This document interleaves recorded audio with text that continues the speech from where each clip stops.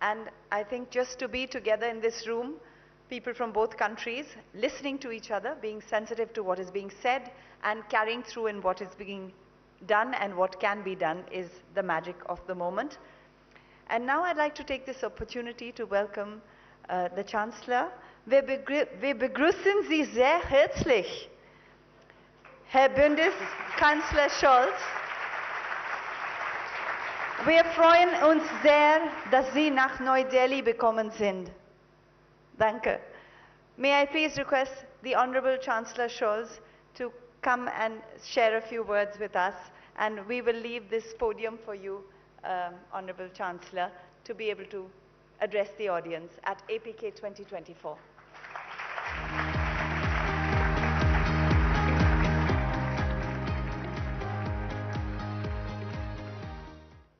Prime Minister Modi, Ministers, Mr. Bush, distinguished friends and guests of the Asia-Pacific Conference of German Business.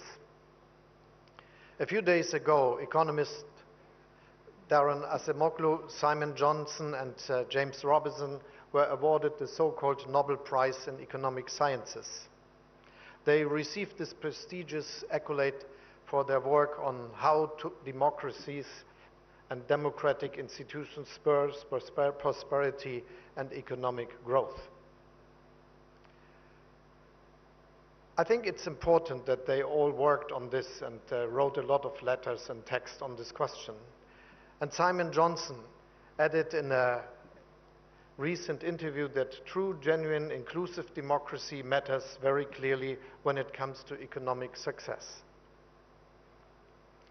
The organizers of this year's Asia-Pacific Conference of German Business probably didn't foresee the decisions by the Royal Swedish Academy. But by inviting us to India, you had the right instinct. Today, we are meeting in the world's biggest democracy, the fastest growing major economy in the world with the most rapidly expanding renewable energy sector of any major economy. A country at the heart of the world's most dynamic region, the Asia-Pacific. In a nutshell, the Asia-Pacific Conference has come to the right place at the right time.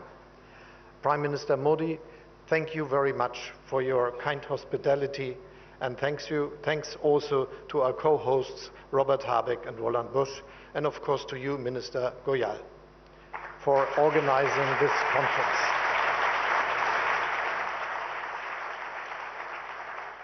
I mentioned this year's Nobel laureates because the message couldn't be more topical. Not only do many democracies face pressure from within, from populists and extremists who peddle simplistic solutions to highly complex problems. What also worries me is an erosion of international institutions and the rules that we have created through them. As the three Nobel Prize laureates tell us, this is not just a political problem, but also an economic one. Because a world where reliable institutions and common rules erode is a more unstable world, a less prosperous world, a poorer world. The world of the 21st century is something where progress is a question we have to work for. But in a multipolar world, there is no global policeman, no single watchdog monitoring our common rules and institutions. Each and every one of us is called upon to defend and uphold them. If Russia was to succeed with its illegal, brutal war against Ukraine, there would be repercussions far beyond Europe's borders. Such an outcome would endanger global security and prosperity as a whole.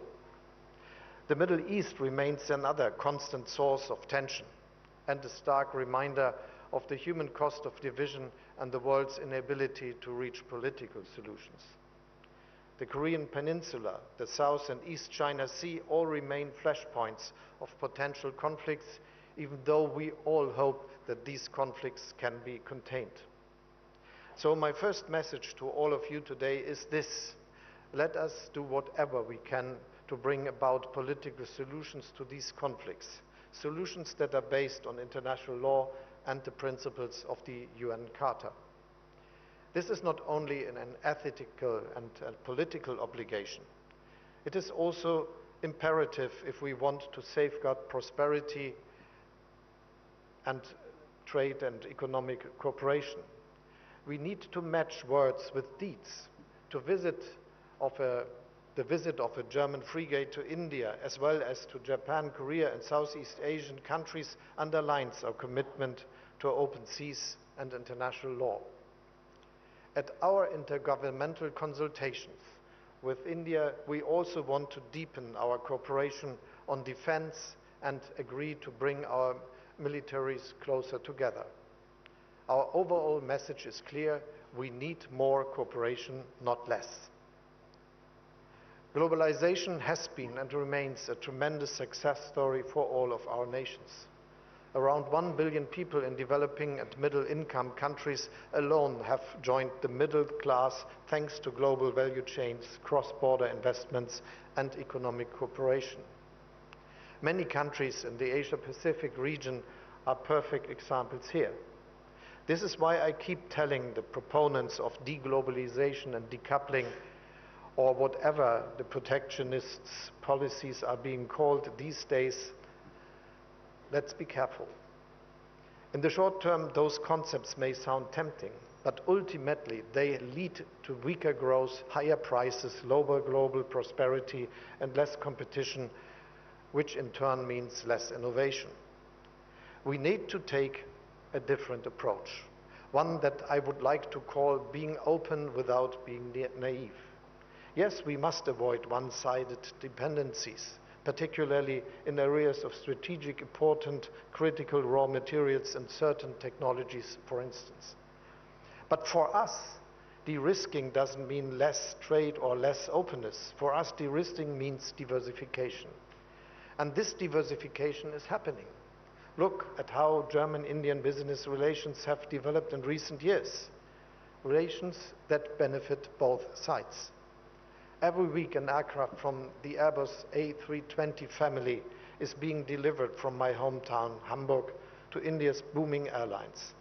And for Germany's Lufthansa, India has become the most important growth market in Asia. 50% of passenger wagons of Indian railways are based on a design by Linke Hofmann Busch, designed in Germany, made in India.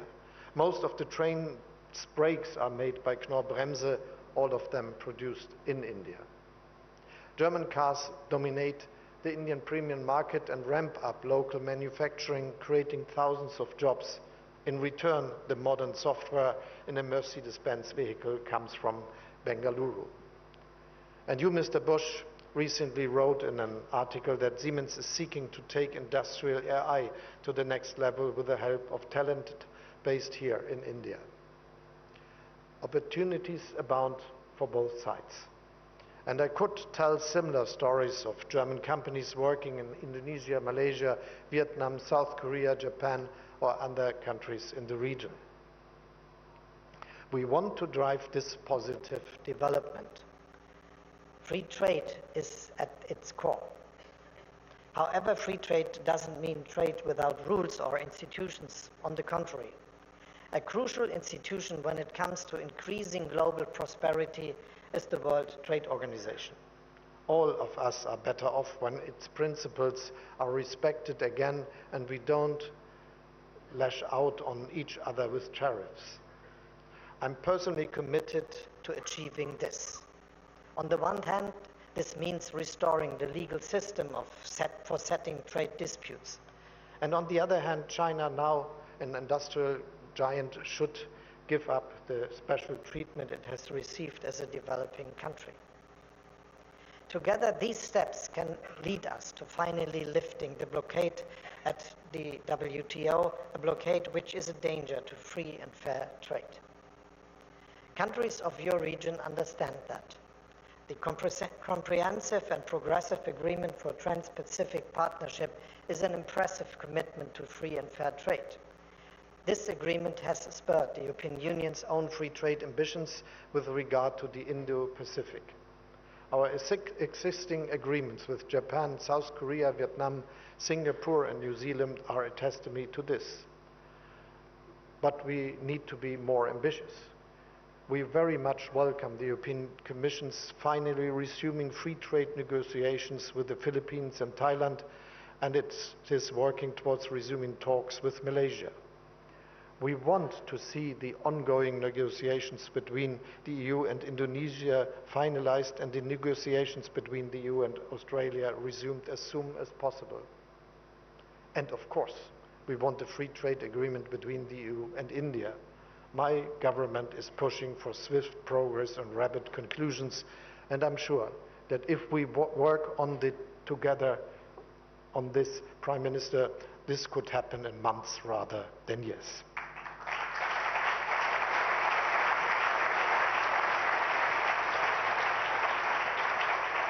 There is one last aspect that I would like to mention, as it underlines what I mean by being open without being naive. Only a few days ago, the German government agreed on a strategy to attract skilled Indian employees to Germany. Even today, Indians are the largest group of foreign students at our universities. Last year alone, the number of Indians working in Germany grew by 23,000. Their talent is a welcome addition to our labor market. And let me add, we don't just welcome talent from India to work in Germany, but from all of your countries. To make this happen, we passed one of the world's most progressive laws for labor immigration. We are digitizing our visa process, speeding up procedures and making them more user-friendly. At the same time, we are reducing irregular migration and facilitating returns of those who have no right to be in our country.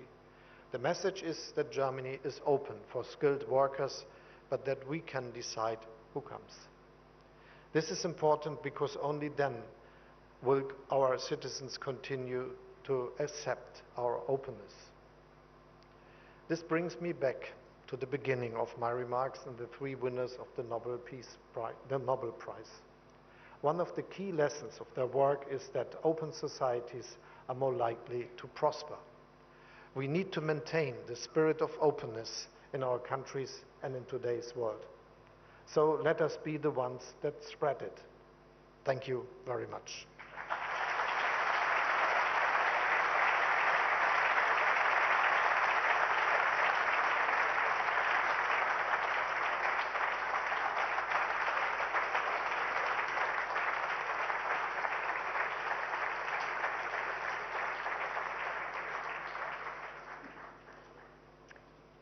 Thank you to our German Chancellor, Olaf Scholz. Vielen Dank, Herr Bundeskanzler. We need more cooperation, not less, and now we are all excited when we will hear more about a potential free trade agreement. And I'm sure we will spend some time today speaking about this issue, and also tomorrow.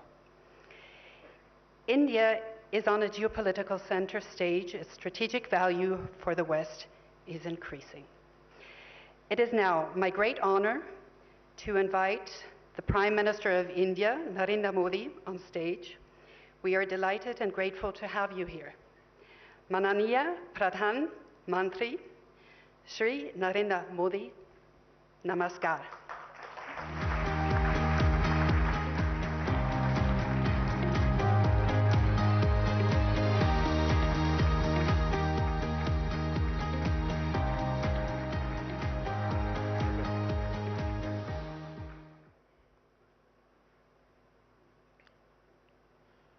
Excellency, Chancellor Scholz, Vice Chancellor Dr. Robert Habeck, Bharat सरकार के मंत्रीगण, Asia Pacific committee of German business के chairman doctor Bush, Bharat, Germany और Indo Pacific देशों के industry leaders, देवी और सज्जनों, नमस्कार, गुटन टाग। साथियों, आज का दिन बहुत विशेष है। मेरे मित्र चांसलर शोल्ज चौथी बार भारत आए हैं। पहले मेयर के रूप में और 3 बार चांसलर बनने के बाद उनका यहां आना भारत जर्मनी संबंधों पर उनके फोकस को दिखाता है। 12 साल के बाद भारत में Asia Pacific conference of German business का आयोजन हो रहा है। एक तरफ यहां सीईओ की फोरम की बैठक हो रही है, दूसरी तरफ हमारी नौसेना साथ में अभ्यास कर रही है। गोवा में German naval ships port call पर है और अब से थोड़ी ही देर में भारत और जर्मनी के बीच 7वें इंटर गवर्नमेंटल कंसल्टेशन का भी आयोजन होना है। यानी हर कदम, हर मोर्चे पर भारत और जर्मनी की दोस्ती गहरी हो रही है। साथियों, ये साल भारत जर्मनी स्ट्रैटेजिक पार्टनरशिप का 25वां वर्ष है। अब आने वाले 25 वर्ष इस पार्टनरशिप को नई बुलंदी देने वाले हैं। हमने आने वाले 25 वर्षों में विकसित भारत का एक रोडमैप बनाया है। मुझे खुशी है कि ऐसे महत्वपूर्ण समय में जर्मन कैबिनेट ने focus on India document release किया है। विश्व की 2 सशक्त डेमोक्रेसीज, विश्व की 2 लीडिंग इकोनॉमीज साथ मिलकर कैसे फोर्स फॉर ग्लोबल गुड बन सकती हैं। फोकस ऑन इंडिया डॉक्यूमेंट में उसका ब्लूप्रिंट है। इसमें स्ट्रैटेजिक पार्टनरशिप को होलिस्टिक तरीके से आगे बढ़ाने की अप्रोच और कमिटमेंट साफ दिखता है। खास तौर पर भारत की स्किल्ड मैन पावर पर जर्मनी ने जो भरोसा जताया है वो अद्भुत है। जर्मनी ने स्किल्ड भारतीयों के लिए हर वर्ष मिलने वाले वीजा की संख्या 20,000 से बढ़ाकर 90,000 करने का फैसला किया है। मुझे विश्वास है कि इससे जर्मनी की ग्रोथ को नई गति मिलेगी। साथियों, हमारी आपसी व्यापार $30 बिलियन से अधिक के स्तर पर पहुंच चुका है। आज एक तरफ सैकड़ों जर्मन कंपनियां भारत में हैं, तो वहीं भारतीय कंपनियां भी तेजी से जर्मनी में अपनी प्रेजेंस बढ़ा रही हैं। आज भारत डाइवर्सिफिकेशन और डी रिस्किंग का सबसे बड़ा केंद्र बनता जा रहा है। भारत ग्लोबल ट्रेड और मैन्युफैक्चरिंग का भी हब बन रहा है। ऐसे में आपके लिए make in India, make for the world का ये सबसे उपयुक्त समय है। साथियों, ईयू और एशिया पैसिफिक क्षेत्र के बीच संबंध मजबूत करने में एशिया पैसिफिक कॉन्फ्रेंस का महत्वपूर्ण रोल रहा है। लेकिन मैं इस मंच को सिर्फ ट्रेड और इन्वेस्टमेंट के सीमित दायरे में ही नहीं देखता हूं। मैं इसे इंडो पैसिफिक क्षेत्र और विश्व के बेहतर भविष्य की साझेदारी के रूप में देखता हूं। दुनिया को स्टेबिलिटी और सस्टेनेबिलिटी की जरूरत है, ट्रस्ट और ट्रांसपेरेंसी की जरूरत है। चाहे सोसाइटी हो या फिर सप्लाई चेन, हर मोर्चे पर इन वैल्यूज को बल देने की जरूरत है। इनके बिना कोई भी देश, कोई भी रीजन अपने बेहतर फ्यूचर की कल्पना नहीं कर सकता। इंडो पैसिफिक रीजन तो दुनिया के फ्यूचर के लिए बहुत जरूरी है। ग्लोबल ग्रोथ हो, पॉपुलेशन हो, स्किल्स हो, इस रीजन का कंट्रीब्यूशन और पोटेंशियल दोनों बहुत व्यापक है। इसलिए इस कॉन्फ्रेंस का महत्व और भी बढ़ जाता है। फ्रेंड्स, भारत की जनता एक स्टेबल पॉलिटी और प्रिडिक्टेबल पॉलिसी इकोसिस्टम को बहुत महत्व देती है। यही वजह है कि 60 साल बाद एक सरकार को लगातार थर्ड टर्म मिला है। भारत की जनता का ये ट्रस्ट बीते एक दशक में रिफॉर्म, परफॉर्म, ट्रांसफॉर्म वाली गवर्नेंस के कारण मजबूत हुआ है। जब देश का सामान्य नागरिक ये सोच रहा है, तब आप जैसे बिजनेस के लिए, आप जैसे इन्वेस्टर्स के लिए भारत से बेहतर स्थान क्या हो सकता है।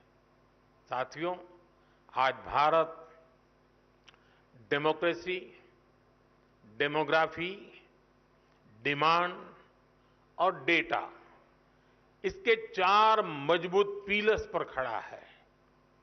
टैलेंट, टेक्नोलॉजी, इनोवेशन और इंफ्रास्ट्रक्चर भारत की ग्रोथ के टूल्स हैं। इन सभी को ड्राइव करने वाली एक और बड़ी ताकत आज भारत में है। ये ताकत है एस्पिरेशनल इंडिया, यानी एआई, आर्टिफिशियल इंटेलिजेंस और एआई एस्पिरेशनल इंडिया की डबल ताकत भारत के पास है। और एस्पिरेशनल इंडिया को हमारा यूथ ड्राइव कर रहा है। बीती सदी में डेवलपमेंट को मुख्यतः नेचुरल रिसोर्सेज ने गति दी थी। 21st सेंचुरी को ह्यूमन रिसोर्स और ह्यूमन इनोवेशंस गति देने वाले हैं। इसलिए भारत अपने यूथ की स्किल्स और टेक्नोलॉजी के डेमोक्रेटाइजेशन पर बहुत फोकस कर रहा है। साथियों, भारत भविष्य की दुनिया की जरूरतों के लिए आज काम कर रहा है। हमारा मिशन एआई हो, हमारा सेमीकंडक्टर मिशन हो, मिशन क्वांटम हो, मिशन ग्रीन हाइड्रोजन हो, स्पेस टेक्नोलॉजी से जुड़े मिशन हो, डिजिटल इंडिया का मिशन हो, इन सभी का लक्ष्य दुनिया के लिए बेहतरीन और विश्वसनीय समाधान देना है। आप सभी साथियों के लिए इन क्षेत्रों में इन्वेस्टमेंट्स और कोलैबोरेशंस की अनेक संभावनाएं हैं। साथियों, भारत हर इनोवेशन को एक शानदार प्लेटफॉर्म और बेहतरीन इंफ्रास्ट्रक्चर देने के लिए कमिटेड है। हमारा डिजिटल पब्लिक इंफ्रास्ट्रक्चर, नए स्टार्टअप्स और इंडस्ट्री 4.0 के लिए अनंत संभावनाओं के द्वार खोल रहा है।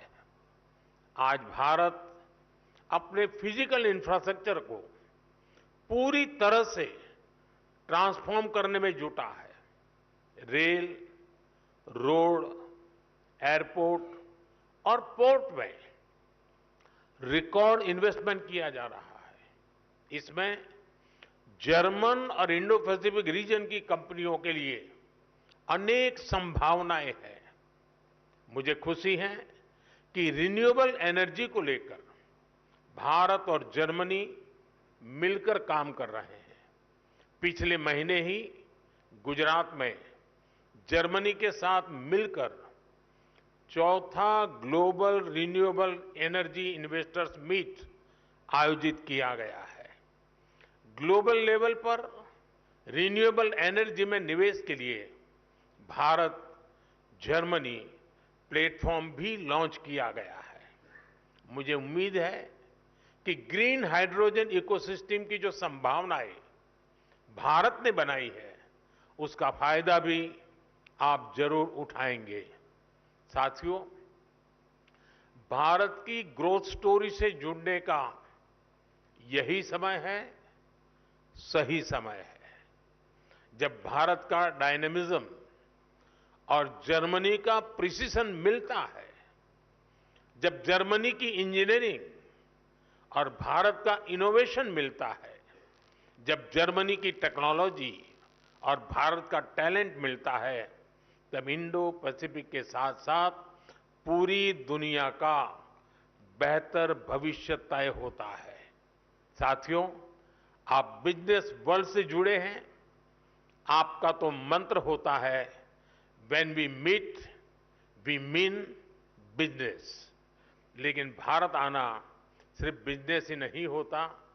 भारत के कल्चर, कुजीन और शॉपिंग को आपने समय नहीं दिया तो आप बहुत कुछ मिस करेंगे।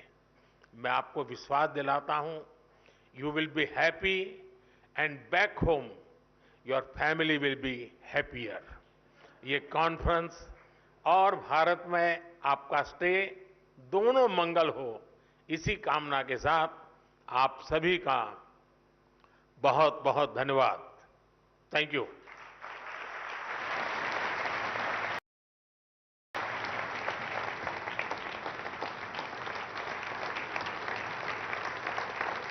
माननीय प्रधानमंत्री जी, आपके शब्दों को सुन के हर कोई प्रेरित हो जाता है। आपकी ऊर्जा को देख के सभी कुछ न कुछ कर देना चाहते हैं। भले ही हर एक भारतीय नागरिक डिजिटल टेक्नोलॉजी से वाकिफ हो न हो, लेकिन हर एक इंसान, यहाँ का हर एक नागरिक अवश्य एआई बन सकता है, यानी कि एस्पिरेशनल इंडियन। हमारे सौभाग्य कि आपने आज इतनी सारी बातें कही। It is a great honour and privilege. Germany and India's friendship over the last 25 years has been going on, and now in the next 25 years, it will take a very, very substantial way forward.